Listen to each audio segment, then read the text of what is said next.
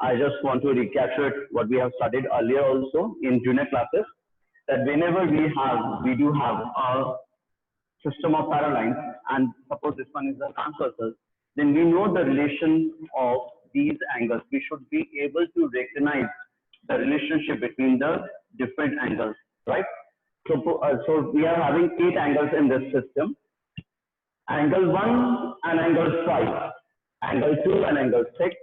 Similarly, angle 3 and angle 7 and angle 4 and angle 8 are corresponding angles, because these angles are on the same side of the transversal as well as on the same side of the parallel lines.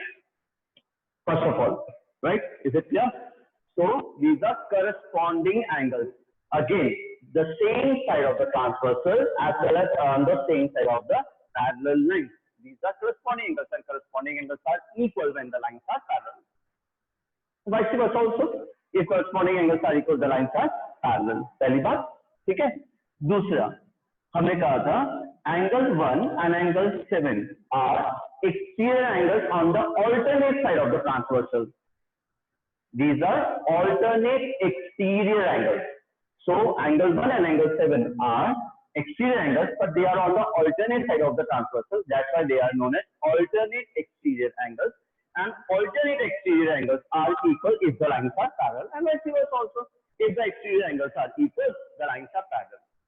Similarly, we are having one more pair of exterior angles, that is 2 and angle 8. Angle 8 and angle 2 are also alternate exterior angles, right?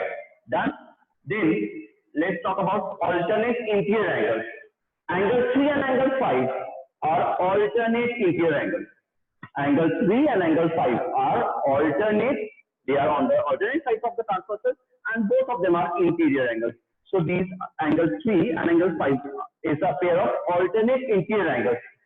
Similarly, angle 4 and angle 6 are also alternate interior angles. Can the name alternate? Yes, they are on the other side. They are the interior angles also. So they are known as alternate interior angles. And they are equal if the lines are parallel, and vice versa. Also, the other part, the statement is also true. The converse of this statement is also true, that if the alternate interior angles are equal, the lines are parallel. If the alternate interior angles are equal, the lines are parallel. The last thing what we have studied is the co-interior angles. Interior angles on the same side of the transversal. Interior angles on the same side of the transversal, right? So angle 3 and angle 6 are co-interior angles. Angle 3 and angle 6 is a pair of co-interior angles. As the name indicates, co means together. So interior angles on the same side of the transversal. Interior angles on the same side of the transversal, co-interior angles. So angle 3 and angle 6 are co-interior angles, and angle 4 and angle 5 are also co-interior angles. The co-interior angles are supplementary. The co-interior angles are supplementary. That means their sum is 180. So angle 3 plus angle 6 is equals to 180. Similarly, angle 4 and angle 5 is equals to angle 4 plus angle 5 is equals to 180 if the lines are parallel. So co-interior angles are supplementary if the lines are parallel, or vice versa. If the sum of co-interior angles is 180, that means the system is parallel. Clear? इतनी clear पड़ी थी? Corresponding angles, alternate interior angles, alternate exterior angles, और co-interior angles, right? है ना? ये system हम 7th या 8th में तो श्योर हमने किया था. अब उसी पे बेस्ड क्वेश्चंस हैं हमारे पास में, पैरालाइंस के कांसेप्ट पे ही बेस्ड क्वेश्चंस हैं इस एक्सरसाइज में. This is exercise 6.2. I am going to discuss the even question, and you are going to attempt yourself the odd questions. And tomorrow again I will ask you a problem from 6.1 and 6.2. अगर आपने 6.1 भी कर ली है तो उसमें से, और 6.2 अभी जो हम करने वाले हैं वो, इन दोनों एक्सरसाइजेस में से अगर आपको कोई प्रॉब्लम हो तो जरूर पूछिएगा मुझे कल, ठीक है? So in the beginning of the period tomorrow I will ask your problems. Yeah? चलो आज की बात करते हैं. So second question is given in the book that AB is parallel to CD and is parallel to EF. That is, all the three lines AB, CD, and EF are parallel to each other. He says angle Y and angle Z are in the ratio of 3:7. Angle Y and angle Z are in the ratio of 3:7. Find with the value of X. We have to find the angle X. Now let's talk about y and z first of all. Y and z. One is the exterior angle, another one is the interior angle. Alternate exterior है, एक alternate interior है, मतलब alternate sides पे है, लेकिन problem ये है कि एक exterior angle है और एक interior angle है, तो दोनों आपस में कोई भी रिलेशन में नहीं है, ठीक है। लेकिन इस पे यहाँ पे एक और तीसरी लाइन ए भी दी हुई है जिसमें x दिया हुआ है। चेक कीजिए, अगर हम y को एक बारी के लिए देखना बंद कर दें, मान लेते हैं इसको y को इग्नोर करते हैं, तो हम देखिए x and z are associated with each other, they are related to each other, they are on the alternate side of the transversal and they are interior angles, both of them are interior. So can't we say that they are alternate interior angles? Alternate interior angles. Go by the name, नाम तो पकड़िएगा आप, नाम तो समझिएगा, आपको कभी problem नहीं आएगी। वो छोटे बच्चों की तरह अगर मैं बात करूं कि देखो z बन रहा है, ये कर रहा है, वो कर रहा है, तो वो भी ठीक है। अगर आपको वैसे समझना आता हो तो ये देखिए z बन गया, इसका मतलब ये दोनों एंगल्स जो हैं वो दोनों एंगल्स इक्वल होंगे, ये हैं ऑल्टरनेट इंटीरियर एंगल्स, है ना। अब ये अगर z और x एसोसिएटेड है आपस में, तो अब हम पूरी पिक्चर को देखते हैं। अगर ये दोनों ऑल्टरनेट, ये दोनों इक्वल हैं, तो ये कह रहा है कि y एंड z का रेशियो 3:7 है, ठीक है, फिर तो हो गया। अगर हम इसकी जगह x की जगह z लिख दें और यहाँ पे y हमने दिया हुआ था, तो हमें मालूम है z और y दोनों कोइंसिडेंट एंगल्स हैं, z और y। इसको z क्यों कहा, समझ में आ गया ना, क्योंकि x और z इक्वल है, तो इस x की जगह z क्या रहता है, z और y दोनों के दोनों कोइंसिडेंट एंगल्स है, और कोइंसिडेंट एंगल्स सप्लीमेंट्री होंगे क्योंकि लाइन पैरेलल है, राइट। यानी कि इन दोनों का रेशियो का सम जो है वो 180 होना चाहिए, करेक्ट। जब सम ही आ गया तो फिर तो हम रेशियो को आराम से बता सकते हैं कि what is the value of x and what is the value of y और what is the value of z। चलिए इसको लिखना कैसे है उसकी बात करते हैं। सबसे पहले अपन ने क्या किया, हमने x और z का रिलेशन निकाला, हमने एक बारी के लिए इसको ओमिट कर दिया, देखना बंद कर दिया, और हमने कहा चलो x और z की बात करते हैं। They are associated with each other, they are related to each other since both of them are alternate interior angles, right? X is equal to z. The reason is alternate interior angles. Again, this is not the only way to solve the question. I told you earlier also. ऐसा कोई जरूरी नहीं है कि आप इसको ऐसे prove करें। देखिए ये अगर z है तो ये वाला एंगल भी z होना चाहिए क्योंकि ये दोनों करस्पॉन्डिंग एंगल्स है। z और x इक्वल होने चाहिए क्योंकि ये वर्टिकली ऑपोजिट एंगल्स हैं। z और x इक्वल होने चाहिए क्योंकि ये ऑल्टरनेट वर्टिकली ऑपोजिट एंगल्स हैं। So this is the only way to solve it. I am not claiming it. I am again and again telling you. एक ही geometry का question आपको अलग अलग तरीकों से सॉल्व करने किया जा सकता है और आपको अलग अलग सॉल्यूशन तरीका मिल सकते हैं, लेकिन all of them are correct. Okay, चलो यहाँ पे करते हैं बात।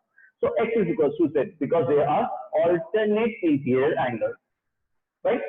Now what was given here? Y was given to us. ये दिया हुआ था ना, यहाँ पे y दिया हुआ था अपने को। अब देखें, अगर if y is to z is 3:7, then and z is equal to x, then simply y is to x is also 3:7, isn't it? अगर y is to z 3:7 है और x और z इक्वल है, तो इसका मतलब y is to x जो है वो भी 3:7 होगा, राइट? हमें मालूम है कि x प्लस y का सम 180 होना चाहिए, x प्लस y का सम 180 होना चाहिए। The reason is they are co-interior angles. So we will like to give the reason also. They are co-interior angles. So x plus y is equal to 180 है, right? x की जगह हम लिख सकते हैं 7a और y की जगह लिख सकते हैं अपन 3a and their sum is equal to 180. Now generally अपन क्या होता है, जब रेशियो दिया होता है तो हम रेशियो मान लेते हैं कि 7x और 3x है। हम ये मान लेते हैं रेशियो जो है वो जैसे 3:7 दिया हुआ था तो हम रेशियो मान लेते हैं 3x plus 7x, generally x की टर्म्स मानते हैं। इसमें मैं a इसलिए इंट्रोड्यूस कर रहा हूँ क्योंकि x तो ऑलरेडी हमें दिया हुआ था, तो हमें कैसे पता चलेगा कि रेशियो का x और जो इस गिवन क्वेश्चन का x है वो अलग हो जाएगा। इसलिए हमने क्या किया, एक अलग वेरिएबल लिया, a ले लिया। तो suppose this is 3a, this is 7a, so 3a plus 7a is equals to 180, 10a is equals to 180 degree, और a is equals to 18 degree. a की वैल्यू आई है, याद रखिएगा, है ना. What is x? x is equals to z, or x is equals to 7a. So what is x is equals to? x check कीजिए ना, अपना x क्या था, x तो 7a था, 7a था, याद रखिएगा. y is to x is 3 is to 7, so y 3a है तो x 7a था. और हमने क्यों इसको 3x to 7x क्यों नहीं लिया, आप समझ आ गया? क्योंकि हम x के टर्म्स में नहीं मेंशन कर सकते, x को हमें गिवन था, तो हमने रेशियो लिया 3a और 7a. इसमें 7a x है, x है 7a, तो 7a था x, यानी कि 7 into 18 हम डिग्री हमारा आंसर होगा. एक बार आराम से देखिए, देखो a क्यों लिया हमने, कैसे हमने इसको इक्वल किया, कैसे हमने इसको करस्पॉन्डिंग एंगल लिया या कोइंसिडेंट एंगल लिया, चेक कीजिए. ठीक है, so our answer is 7 into 18, that means 126 degree. Check कीजिए, देखो आराम से, simple, in simple words we can say जुगाड़. y और z का रेशियो दिया हुआ था, y और z आपस में एसोसिएटेड नहीं है, they are not in direct relation, तो हमने कहा कुछ और करना पड़ेगा. हमने कहा x और z इक्वल हैं because they are alternate interior angle. Check कीजिए ना, x और z इक्वल हैं because they are alternate interior angle. पहली बात, अगर ये दोनों ऑल्टरनेट इंटीरियर एंगल्स हैं तो हमें मालूम है ये दोनों इक्वल होने चाहिए, क्योंकि AB is parallel to EF था. ठीक है, यहां तक. अब अपने पास में x और y का सम 180 होना चाहिए, x और y का सम 180, क्योंकि they are coincident angles. So coincident angles का सम 180 होता है, तो हमने कहा ये हो गया 3a plus 7a equals to 180. 3a plus 7a equals to 180. a इससे लिया क्योंकि x ऑलरेडी दिए हुए था, वरना हम जनरली रेशियो को x की टर्म्स में लेते हैं, है ना. इसमें से हमें क्लियर है अच्छी तरह से कि 3a कौन सा है और 7a कौन सा है. बिल्कुल हमें क्लियर है अच्छी तरह से. हमारे पास में y is to x 3 is to 7 है, यानी x 7a है. 7a की वैल्यू निकाली, वो 126 डिग्री आ गई. Done, question is complete. Right, बहुत ज्यादा मुश्किल नहीं, लेकिन आराम से समझिएगा, बहुत आसान सा क्वेश्चन था. राइट, चलिए नेक्स्ट क्वेश्चन देखें. मैंने आपसे कहा था कि इवन क्वेश्चंस की मैं डिस्कशन करता हूं और की आप सॉल्यूशन करने की कोशिश कीजिएगा. राइट, चलो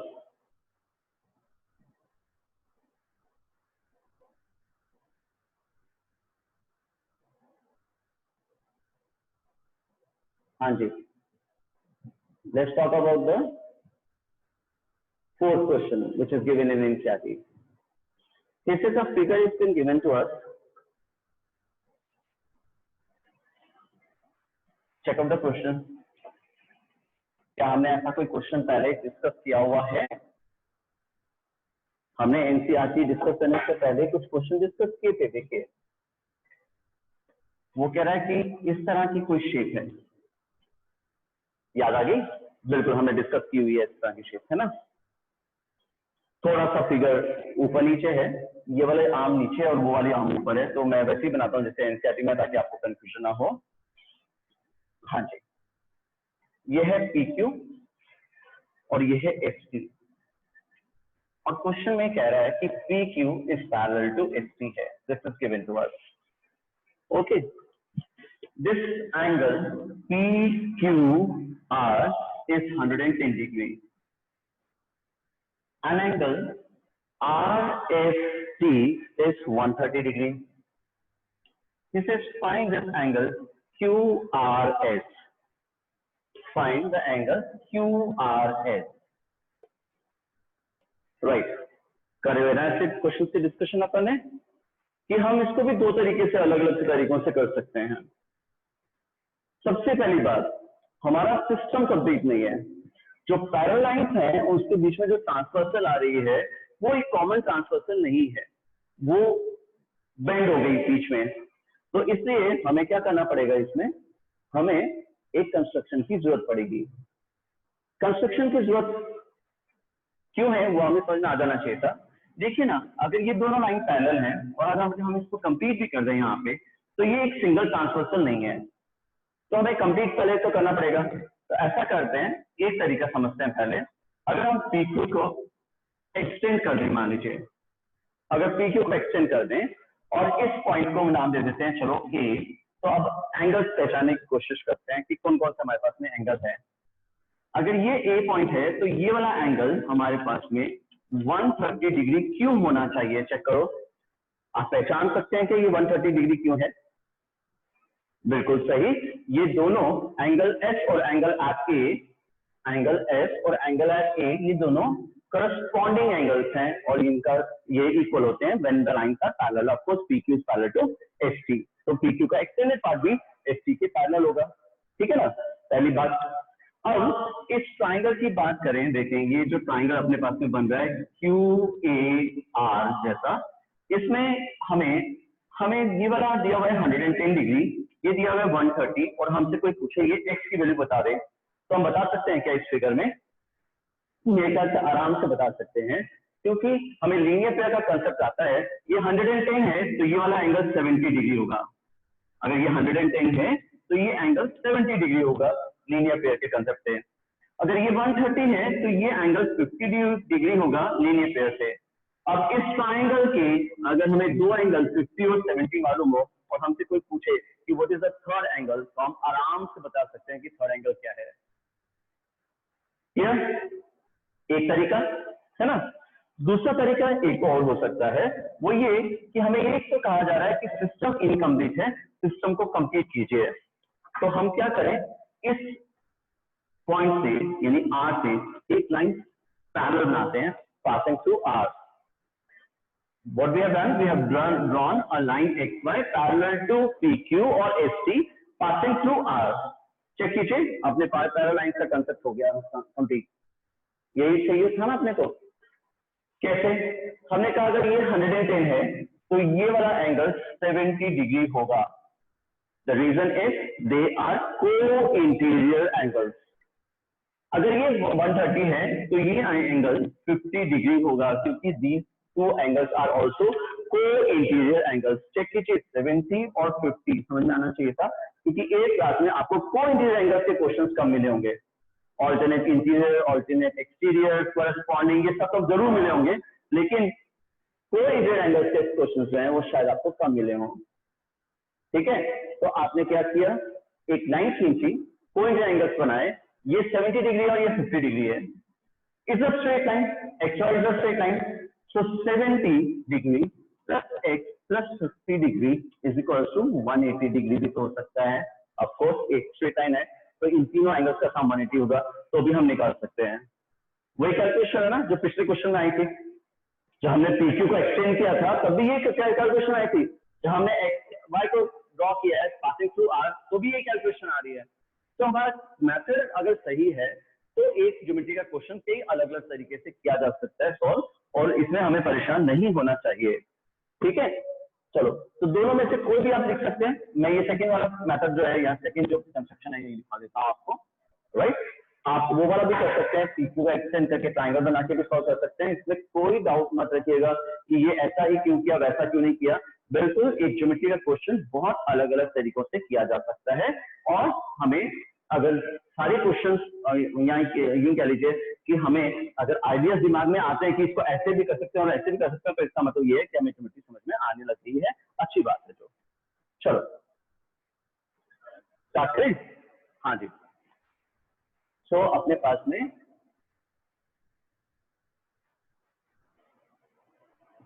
हाँ जी सोल्यूशन स्टार्ट हुआ ड्रॉ से, यानी कंस्ट्रक्शन से। तो हमने कंस्ट्रक्शन लिखा, ड्रॉ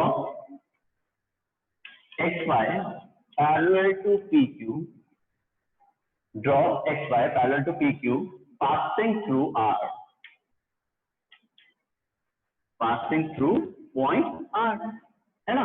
ये तो क्या बने, यहां से एक लाइन ड्रॉ करी, इसका नाम रखा XY and it is passing through R। अब इजी करने के लिए बार बार एंगल ना मार्क करने पड़े, इसलिए चलो इसमें 1 और 2 लिख देते हैं ताकि हमें लिखने में आसानी हो जाए। एंगल 1 और एंगल 2 मार्क कर लीजिएगा। कंस्ट्रक्शन कॉपी में करनी है ऑफकोर्स फिगर के साथ में, और 1 और 2 का क्योंकि की हेल्प से हम इसे प्रूव करें तो एंगल 1 और एंगल 2 भी मार्क करने हैं कॉपी में कि कहाँ कौन सा एंगल 1 है और कौन सा एंगल 2 है। ठीक है, करें स्टार्ट। चलो angle Q plus angle 1 is equals to 180 degrees since they are co-interior angles. Check कीजिए, angle at Q and angle 1 is equals to 180 degree. ये एंगल Q है और ये एंगल 1 है और इनका सम 180 होना चाहिए। क्यों? क्योंकि दे आर co-interior angles और लाइंस पैरेलल है, PQ and XY are parallel by construction XY is parallel to PQ हमने बनाई थी। So angle 1 is equals to 70 degree. Can I write directly? No. Angle Q is 110. So angle 1 is 70 degree. Similarly, angle S plus angle 2 is equals to 180 degree. They are also co-interior angles. They are also co-interior angles. So angle S plus angle 2 is equals to 180 degree. Right? Angle S is 130. So angle 2 is 50 degree. I can write directly, no? Yes or no? चलो, अब finally क्या किया अपने at point R या point at R, इस R को देखते हैं। एंगल 1 की वैल्यू मालूम है, एंगल 2 की वैल्यू मालूम है, x निकालना है, हम आराम से निकाल सकते हैं since it is a straight line. So angle 1 plus x plus angle 2, angle 1 plus x plus angle 2 is equals to 180 degree. Since they are forming on a straight line, all the three angles are lying on a straight line. So finally 1 की value है 70, angle 2 की value है 50, 70 और 50 कितने हुए अपने पास में 120.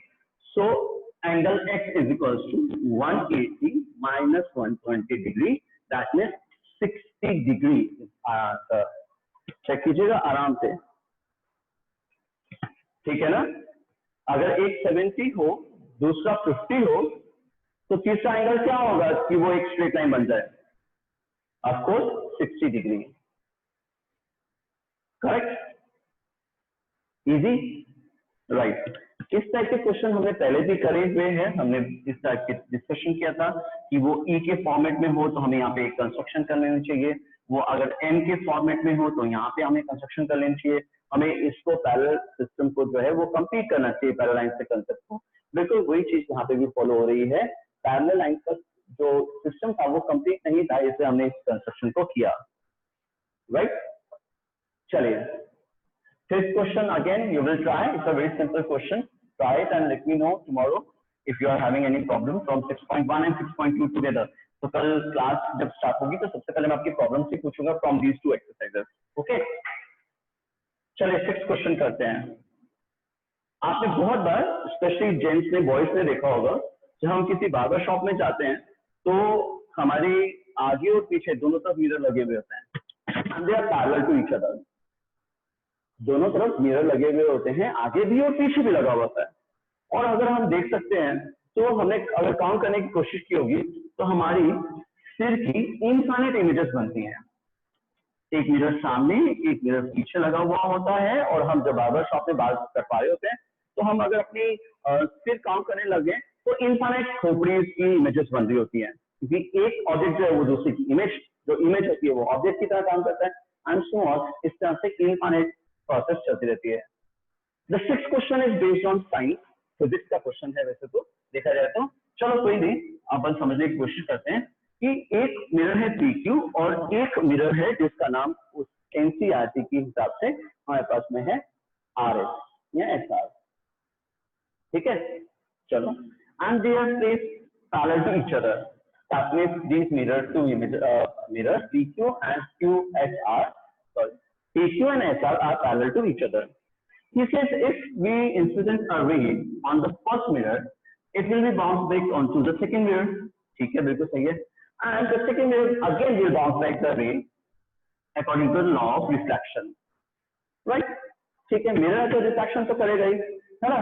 वो कहता है कि अगर हम AB को फर्स्ट इंसिडेंट रे माने, जो फर्स्ट मिरर पे इंसिडेंट हुई थी AB, और BC को हम सेकंड रिफ्लेक्टेड रे माने, यानी रिफ्लेक्टेड रे है फर्स्ट मिरर से BC, CD मान लेते हैं जो बाउंस बैक हो गई, रिफ्लेक्टेड रे हो गई सेकंड मिरर से, इस तरह से मान लेते हैं।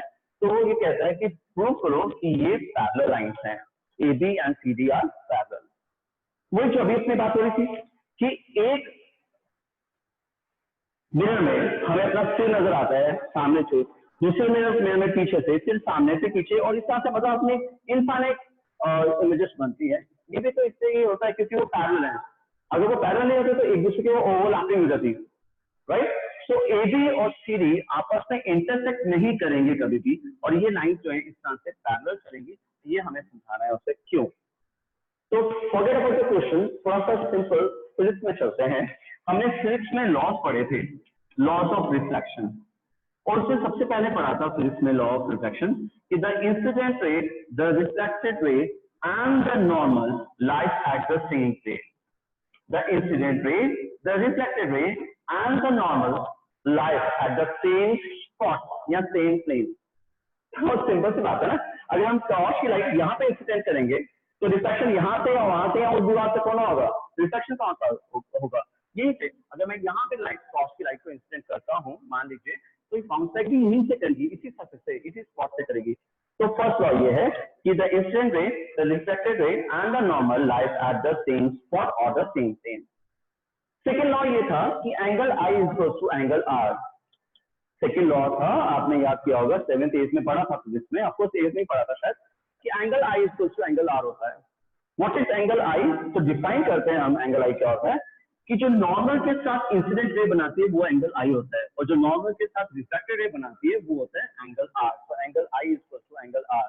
यहाँ पे बेवकूफी मत कीजिएगा कि ये एंगल I और ये एंगल R है, नहीं, ये एंगल I और ये एंगल R नहीं है, सरफेस के साथ मेजर नहीं किए जाते, इसीलिए शायद फर्स्ट लॉ भी मतलब यूजफुल है कि the incident ray, the normal and the incident ray, the reflected ray and the normal. What is the use of normal? Normal means perpendicular. Physics में उसे normal बोलते हैं और मैथ्स में हम उसको जनरली perpendicular बोलते हैं। तो perpendicular are lying on the same spot. क्यों कहने की जरूरत है? नॉर्मल बनाने की जरूरत क्या है? नॉर्मल तो कुछ भी नहीं होता, ये तो हमारी इमेजिनरी लाइन है। ये रही इंसिडेंट लाइट, ये रही रिफ्लेक्टेड लाइट। तो हम नॉर्मल क्यों बनाते हैं? नॉर्मल बनाते ही इसीलिए क्योंकि हमें एंगल I और एंगल R मेजर करने हैं, और एंगल I और एंगल R हमेशा नॉर्मल के साथ मेजर किए जाते हैं, यानी ये एंगल I और ये एंगल R है। सरफेस के साथ एंगल I और एंगल R नहीं होते। ठीक है, थोड़ा सा सिर्फ रिवाइज करवा रहा हूं बेटा, आपने पढ़ा हुआ ये सब, अगर आपको क्लियर नहीं था या भूल गए थे तो याद कीजिएगा। The incident ray, the reflected ray and the normal lies at the same plane. First law ये कहता है कि जहां पे आप इंसिडेंट करेंगे वहीं से रिफ्लेक्ट होगी, बाउंस बैक होगी लाइट, और वहीं पे आपको नॉर्मल भी इंसिडेंट बनाना है। नॉर्मल मतलब परपेंडिकुलर बनाना है, परपेंडिकुलर टू द सरफेस। दूसरा लॉ था कि angle I and angle R are equal, angle I is equal to angle R, ये सेकंड लॉ था। The angle of incidence is equal to angle of reflection, और angle I कहां से major करते हैं? नॉर्मल के साथ जो इंसिडेंट रे बनाती है वो तो एंगल I होता है, और नॉर्मल के साथ जो रिफ्लेक्टेड रे बनाती है वो एंगल R होता है। तो angle I is equal to angle R होता है, ये हमने फिजिक्स में पढ़ा हुआ है। ठीक है, अब इस क्वेश्चन पे आते हैं। Although this is of mathematics, but mathematics और you can say just a helping branch of physics. अगर हम बात करें, मैथ अपने आप में कोई भी ब्रांच नहीं होती, मैथ की कोई भी जिसे कहते हैं एग्जिस्टेंस नहीं है फिजिक्स के बिना। So mathematics is what basically this is mathematics is the helping branch of physics only. चलो यहाँ पे आते हैं, छोड़ो इतनी बड़ी बड़ी बातें। अगर हमें यहाँ पे एंगल I, ये रिफ्लेक्शन का क्वेश्चन है, तो एंगल I और एंगल R को मेजर करने आने चाहिए ना। कहाँ है एंगल I और एंगल R? तो हमने क्या किया, दो नॉर्मल बनाते हैं, एक तो यहाँ पे बनेगा और एक यहाँ पे बनेगा।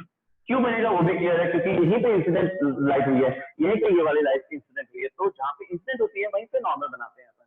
The incident ray, the reflected ray and the normal light at the same plane का कांसेप्ट है ना। इसको क्या कहते हैं अपन, चलो let's call it as BN, let's call it as CN। The normal, जो हमने नॉर्मल बनाया, PQ पे नॉर्मल बनाया, उसका नाम रखा BN।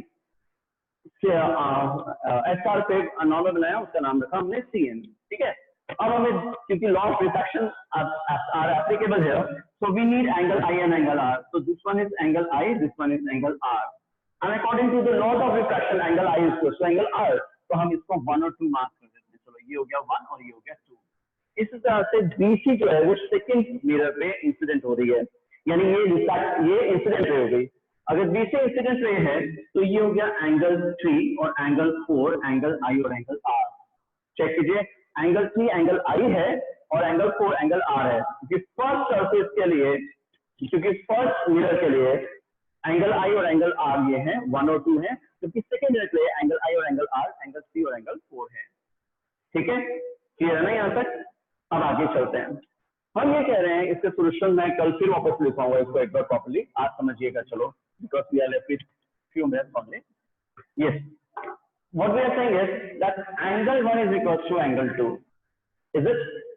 Yes, because angle I is equals to angle R होता है, लॉ ऑफ रिफ्लेक्शन है, तो एंगल 1 और एंगल 2 तो इक्वल होंगे ही, राइट? तो ये हम इसका रीजन दे देते हैं, लॉस ऑफ रिफ्लेक्शन या लॉ ऑफ रिफ्लेक्शन है इसलिए। ठीक है, पहली बात। दूसरी बात, इसी तरह से एंगल 3 भी तो एंगल 4 के इक्वल है। चेक कीजिए, एंगल 3 क्या है? सेकंड मिरर पे इंसिडेंट होने वाला angle. So angle 3 is equals to angle 4. Again, the reason is same. Law of reflection है that angle I is equals to angle R. Right? अब बात समझिएगा, क्या BM और CN पैरेलल हैं? चेक कीजिए, क्या BM और CN पैरेलल है? अगर BM और CN पैरेलल हो जाएंगे तो फिर तो एंगल 2 और एंगल 3 भी इक्वल हो जाएगा। एंगल 2 और एंगल 3 भी इक्वल हो जाएगा। चेक कीजिए ना, देखिए ये Z बन रहा है अपने पास। अगर हम छोटे बच्चों की तरह बात करें तो ये एंगल 2 है और ये एंगल 3 है। ये दोनों आपस में इक्वल तब हो सकते हैं जब हमारे पास BM और CN पैरेलल आपस में। हमें प्रूव कर सकते हैं क्या कि BM और CN पैरेलल हैं? हाँ, कर सकते हैं। चेक कीजिए कैसे।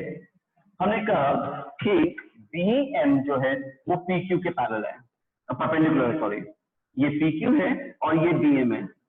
ये है अपने पास BM और यहाँ पे 90 डिग्री का एंगल है, that is BM is perpendicular to PQ। On the other surface we are saying RS है या SR है और CN इसके परपेंडिकुलर है, this is CN and it is perpendicular to RS। ये दोनों PQ और SR आपस में पैरेलल है, तो इसका मतलब BM और CN भी आपस में क्या हुई? पैरेलल ही तो हुई। चेक कीजिए ना कैसे। अगर हम करस्पॉन्डिंग एंगल्स का कंसेप्ट ले लें या हम इसको कोइंसिडेंट एंगल्स का कंसेप्ट ले लें या कुछ भी ले लें, तो ये हमारे पास में ये दोनों जो हैं वो भी पैरेलल होंगी। एक लाइन पहली लाइन के परपेंडिकुलर, दूसरी लाइन जो है वो दूसरी लाइन के परपेंडिकुलर, लेकिन ये PQ और SR आपस में पैरेलल हैं, तो BM और CN भी आपस में पैरेलल होंगी। आप रूम में जिस भी रूम में बैठे हुए हैं उस रूम में दीवारों से आप चेक कर सकते हो। आपके पास में अगर ये सामने सामने वाली दीवारें पैरेलल हैं, ऑफकोर्स रूम में पैरेलल ही होंगी आपके रूम में दीवारें, तो ये पहली वाली दीवार जो है ये इसके परपेंडिकुलर है, ये परपेंडिकुलर है फर्स्ट लाइन इस पे, इस वाले लाइन पे। दूसरी लाइन जो R2 है वो इस दूसरी वाली लाइन के परपेंडिकुलर है, तो ये आपस में ये दोनों जो दीवारें हैं ये परपेंडिकुलर ही पैरेलल ही तो होती हैं आपस में। देखो चेक करो, होती है ना। तो हमें ये चीज समझनी चाहिए यहाँ पे कि BM और CN पैरेलल क्यों है। अगर BM और CN पैरेलल होंगे तो फिर तो angle 2 will be equal to angle 3 also because they are alternate interior angles. Look at the figure. This angle and this one, angle 2 and angle 3 are alternate interior angles and they are equal since BM and CN are parallel to each other. इसका मतलब ये हुआ, in short हम कह रहे हैं 1 is equals to angle 2 is equals to angle 3 is equals to angle 4, that means all of them